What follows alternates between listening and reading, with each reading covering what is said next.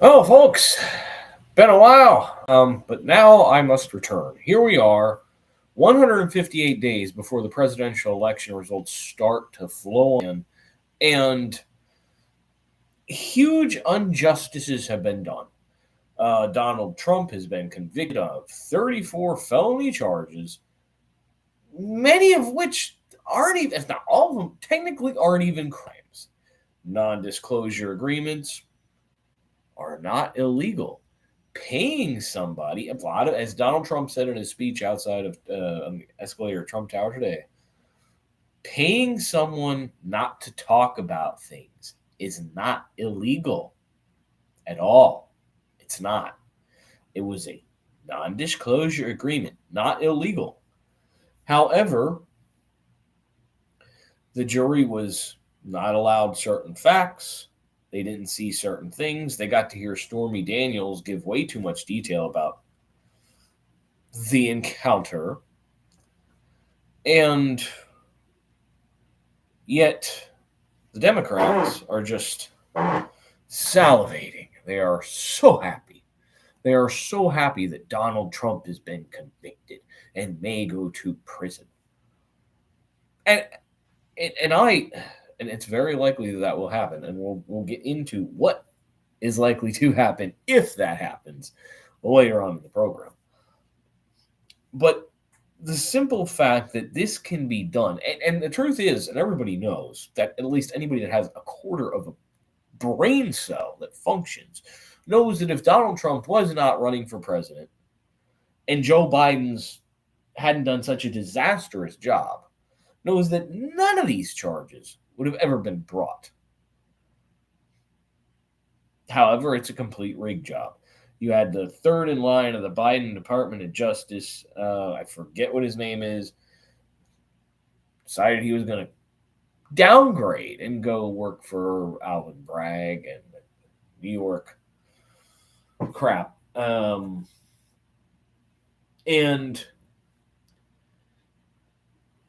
they don't talk about this. They don't talk about how Letitia James ran on putting Trump in prison. They just don't want him to run. They don't want him to win. They're doing everything they can to keep that from happening. And they have a sentencing date 4 days or 3 days before the Republican National Convention. So that they figure maybe they could just throw his ass in prison, which in theory they can, right before the RNC. However, this will be after the first debate between Trump and Biden. I haven't heard anybody talking about that. I believe the first debate is let me see. I think it's June 23rd, if I remember correctly. Let's pull this one up. First 2024 presidential debate. There we go, right there. It is set for June 27th. June 27th. That is before the sentencing date of July 11th. So by this point, as currently, Trump has continued to go up in the poll numbers, as much as we know, every time they throw something else on it. Contrary to what everybody expected, they expected they arrest him, they this, that. No, it's just people are gonna go away. Just only made him stronger. And this goes into the fact that why the black communities, especially black men, are coming out more for Trump. The numbers in Brooklyn the other day, it's put New York in play. And the thing is that they have him there every day. He's on the news in New York every day. And a lot of people in New York, the name Donald Trump is synonymous with New York. It is. He was loved unanimously, with the exception of a number of people. But the people that didn't like him so much, namely, were from Jersey, more so than New York. Like my late grandfather hated him because of what he did with Atlantic City and everything else. That's beyond the point. They're seeing that what they're doing to this guy when he hasn't really done anything wrong. Let's go back to when they overvalued, they said he overvalued Mar-a-Lago to get a loan.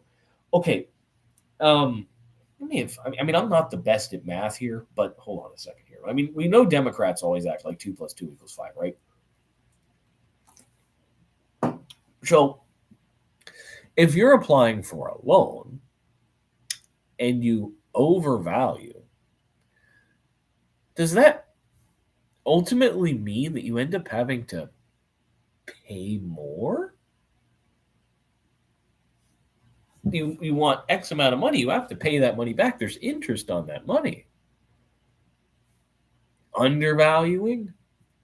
They judge Engeron, the ugly dude that takes nude selfies or whatever. 18 million for Mar-a-Lago?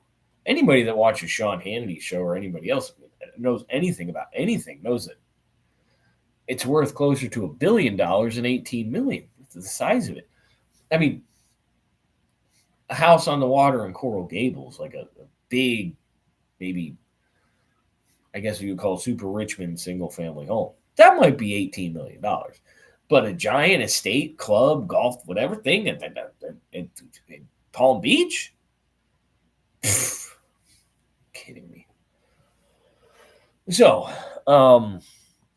Donald Trump, again, the liberals on Twitter, the Brooklyn Dad Defiant guy, Rob Reiner, Mark Hamill, they're all getting their first real erections without the aid of Viagra than they've had in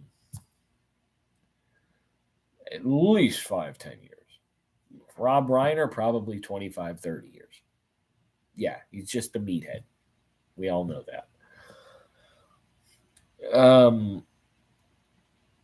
The Robert De Niro thing the other day, I mean, the Biden campaign, we have nothing to do with this. Okay, they sent Robert De Niro out there who got heckled by MAGA people.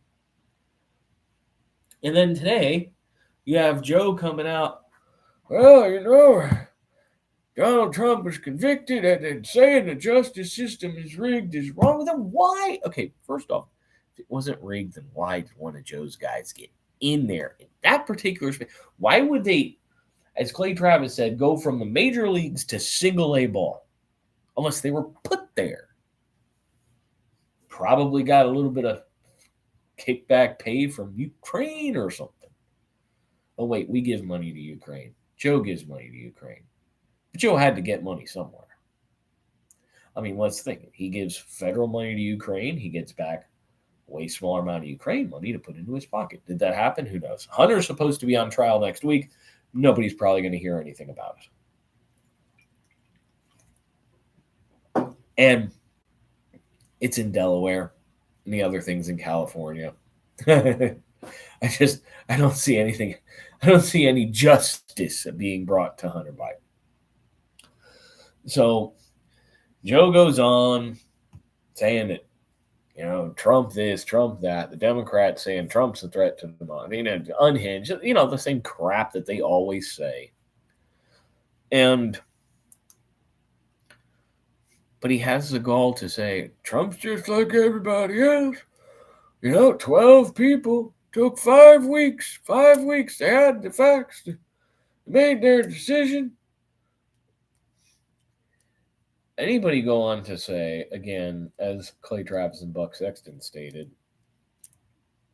that if any one of those jurors decided to go against the will of the other woke 11 or 10, that they'd be Steve Bartman, probably never be able to be in New York again, probably have mobs outside of their house. I mean, they're going after Sam Alito. By the way, I should have turned this flag upside down, speaking of Alito. Saying he should recuse himself because his wife had with the appeal to heaven flag. Well, she likes to fly a bunch of flags, and any man that's been married for a long enough time knows that you can't tell your wife to do or not do shit that she wants to do. That's the way it works.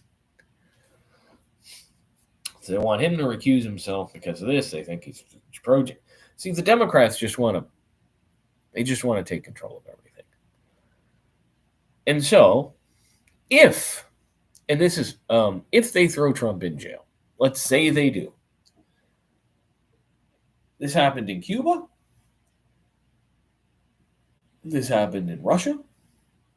And what you will have, if they actually throw him in jail and somehow manage to, I don't think there's no way they can manage to disqualify him. But if they throw him in jail, that is basically, I mean, he already is essentially a political prisoner. And if they somehow manage to win the election because enough people are stupid enough to figure that, to think that Trump's actually a bad guy and that he belongs in there, and then they vote for Joe Biden or they just don't show up, and Joe Biden somehow ends up winning, you are likely, I believe that would be the end of this country, because there will, without a doubt, more than likely be a civil war if Donald Trump is thrown in prison and Joe Biden wins the election. People just won't have it. This has happened, again, maybe there wouldn't be. Military-industrial complex is pretty strong.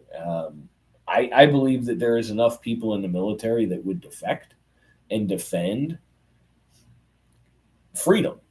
Because if they can do this to Donald Trump and throw him in prison simply because he's the chief of he didn't do anything bad. As I said at the beginning of the program, a non-disclosure agreement is perfectly legal.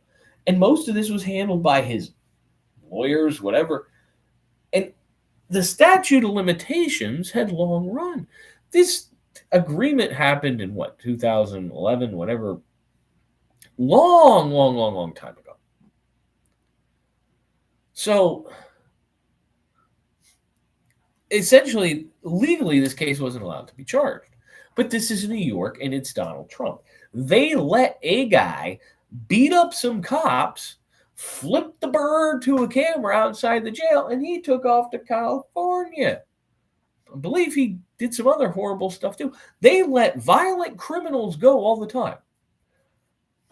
But, well, first off, that's typically only if they are Black or Hispanic. Hispanic, I typically an illegal immigrant. But if it's Donald Trump and it's a nonviolent crime and a Class E felony, which is the lowest felony you can get. And again, these were elevated from misdemeanors to felonies, whereas, again, New York always would be like, oh, you shot at a police car. We'll give you cocaine possession. They plead them down, but when it's Donald Trump, they go the other way.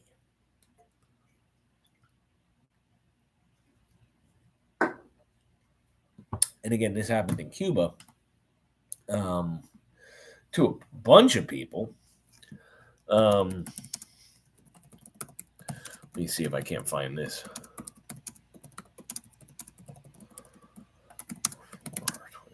Just try and find this out. Bear with me here. So,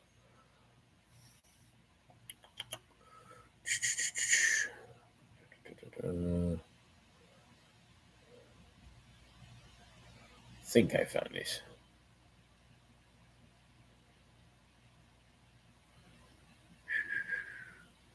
A lot of this stuff is really hard to find.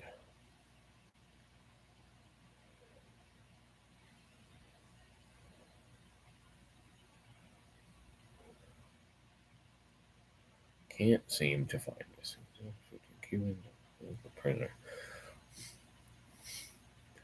Basically,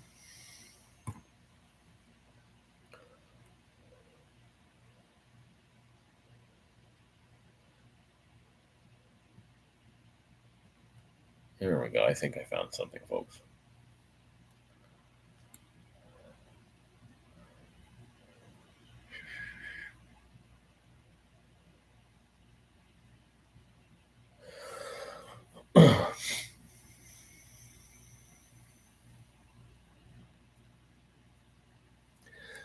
Okay, so here's an example of what happened in Cuba. Now, again, they could do this to any of you if they can do it for Donald Trump. This is an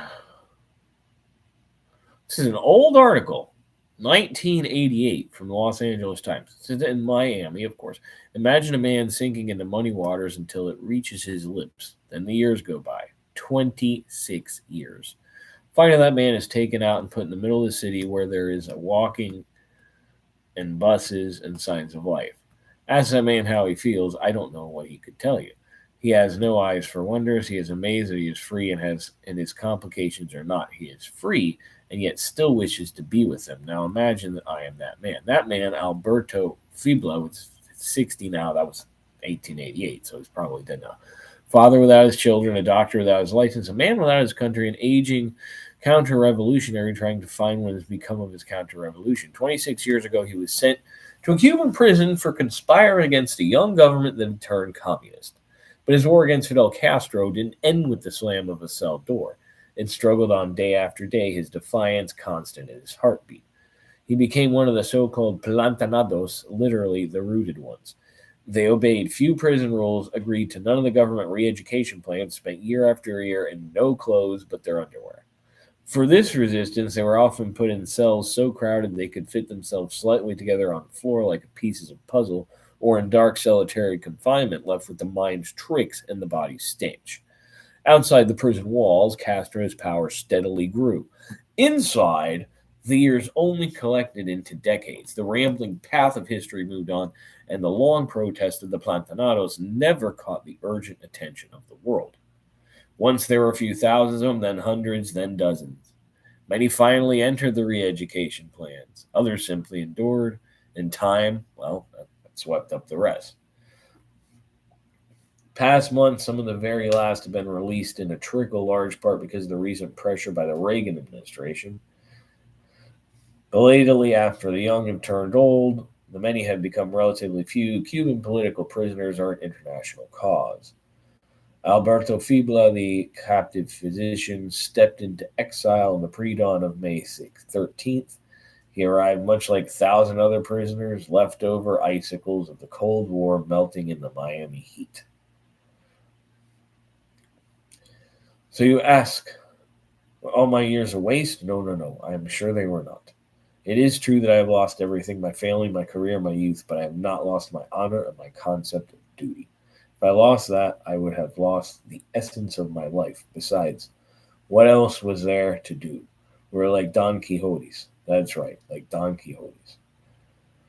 Everybody knows Castro took power on January 1st, 1959 and began a triumphant week-long march to Havana, blah, blah, blah, blah, blah, blah, blah, blah, blah. His rebels had overthrown the corrupt dictator Fulgencio Bautista, according to crowds. Instead, Castro plotted behind-the-scenes transition to a totalitarian state. By autumn, writes biographer Tad Zul, he was already talking to Soviet emissaries over caviar and vodka.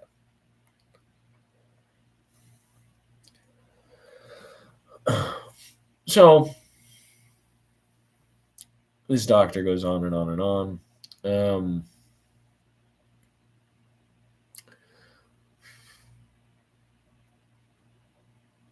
Basically, if you go against a communist regime, this is what they do. And again, if they can do this to Donald Trump, they're going to do it to everybody that sides with Donald Trump. If they can. That's why they want to take the guns. That's why they want a digital currency. That's why they want all of this, folks. So they have you on a leash. No matter what. They can cut off your money.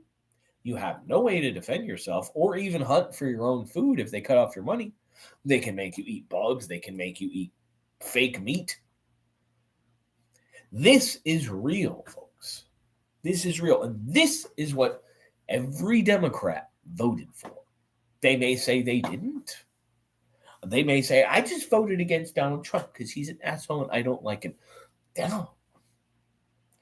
Okay, maybe then you may have had an excuse. But if you do it again, if you vote against Donald Trump again, you are voting to turn the United States of America into probably worse than Cuba. We have a lot more technology than Cuba. They can make your life a lot more miserable than the Cubans could. Not to mention, Cuba, they don't have alligators. They may have swamps. They don't really have, they may have kind of deserts, but it's small. They don't have Death Valley. They don't have the upper poles of Alaska. They don't have vast areas of climate where they could just make your life a living. I mean, they can make your life a living hell, but they can do way worse here. The Russians, I haven't done much research on Russian communism, but we know that Hitler, Stalin, Castro, and now Biden done everything they could and usually succeeded at putting their political opponents behind bars. At best, just behind bars.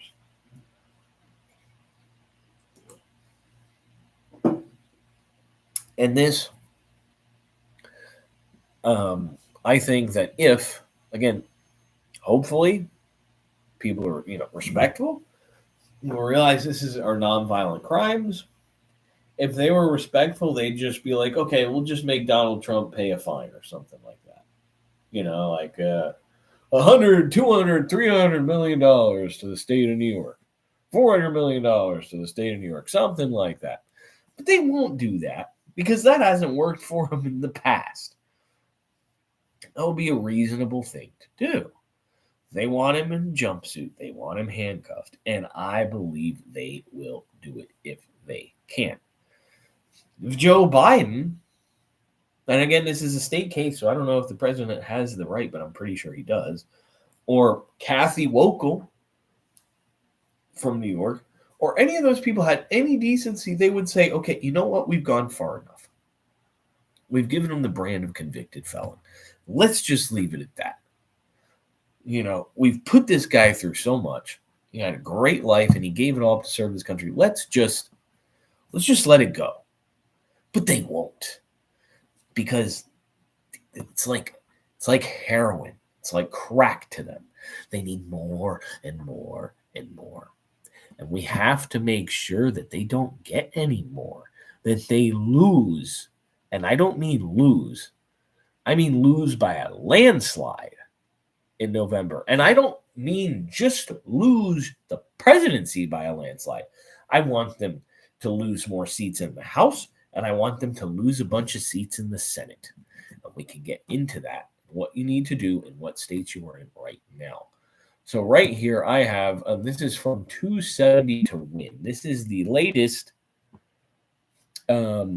presidential poll from 270 to win, and this is as of May 30th. So this was yesterday, and I don't know if this was before or after the Trump conviction. So on a national poll, you have Trump 46 to Biden 44, and then 10% in the middle. They say about for some reason they say 1.5% win for Donald Trump. State of New York, Biden's at 50. We're not going to throw that in play. Virginia, this is interesting, folks. 270 to win. Virginia is a tie. That, folks, is huge. That is a blue state that just elected a Republican governor. Michigan has Trump up by 3.2%. We all know Washington's going to go blue, even though Biden only has a 12%. Arizona has Trump up 2.7%. Massachusetts, we know, is going to go blue. Nevada has Trump up 6%.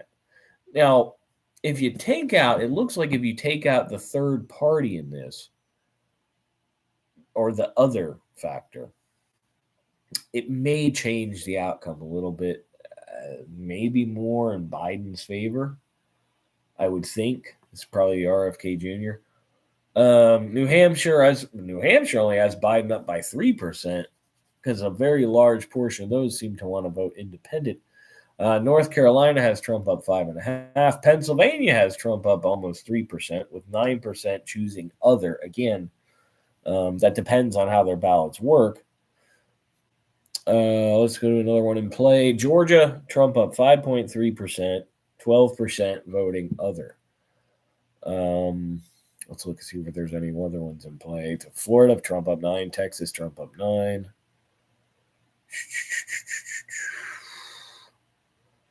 Let's see. Ohio, Trump up 10.5%. Maine, Trump up 6 in the second congressional district, though, which is only what? Is that 2 electoral votes? Let's see the electoral vote count. Yeah, that should be the electoral vote count. What other ones do we have in play?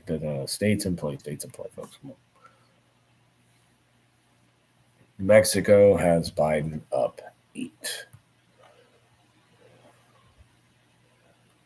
So again, now if you live in North Carolina, Virginia, Arizona, where is Minnesota? I don't see that one. Wisconsin has Biden up 1. Now that is a very critical one. Wisconsin, we need Wisconsin. That has to win. We're sitting good as it is now. Minnesota has Biden up by 2. Biden's kissing the asses of the Muslims, calling for the ceasefire in Gaza and everything else. Minnesota, you kind of gotta rally in Minnesota.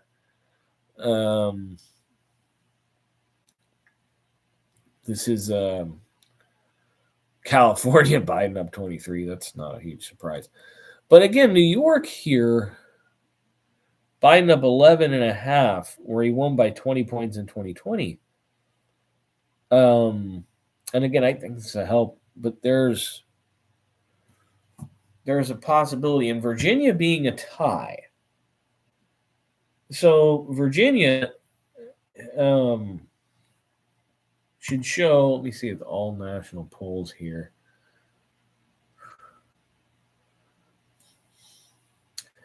On a national level, only NPR, PBS Marist poll, and Quinnipiac are the only ones that have Biden winning.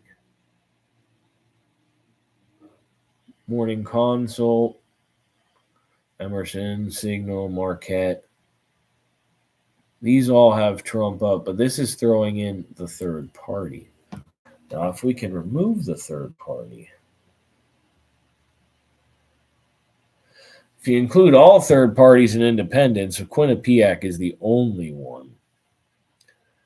This is just Biden v. Trump. Okay, so if you throw in all the third parties, Trump wins by 2%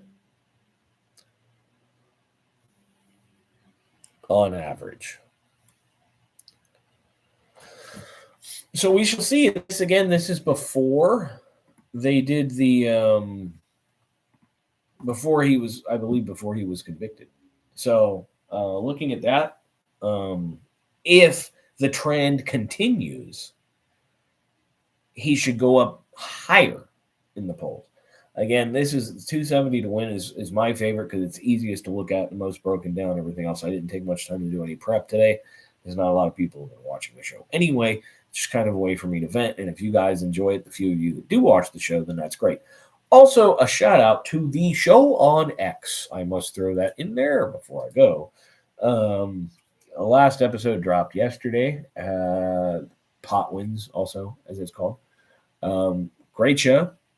I love Kevin Sorbo in it. Kevin Sorbo is super based. He's totally not woke. He's super awesome.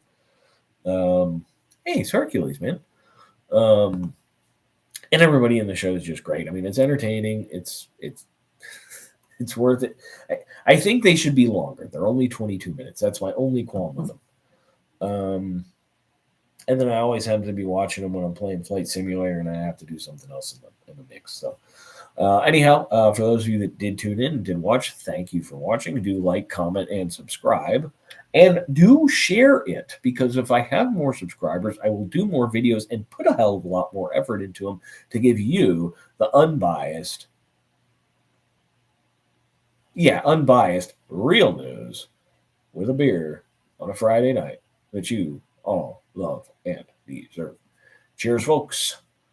Make America great again and make liberals cry in November.